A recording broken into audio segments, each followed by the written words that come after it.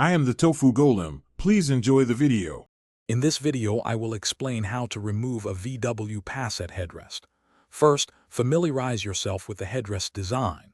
Most Passat models have two posts that slide into the seat back. You'll find small release buttons, often one on each post, at the base where they enter the seat. Press these buttons firmly, usually simultaneously, to disengage the internal locking mechanism. This action allows the headrest to move freely upwards. Once the release buttons are pressed, gently pull the headrest straight up. You should feel it disengage and slide smoothly out of the seat back. If it feels stuck, ensure the buttons are fully depressed.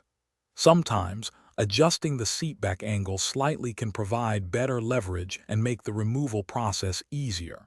Take your time and avoid forcing it to prevent damage to the seat or headrest components. With the headrest posts fully disengaged, continue pulling upwards until the headrest completely separates from the seat. Once removed, store it in a safe place where it won't be damaged or lost. To reinstall, simply align the two posts with their respective holes in the seat back. Push down firmly until you hear a click, indicating it's securely locked back into position. Always test its stability after reinstallation. Remember, headrests are crucial safety features designed to protect occupants in the event of a collision.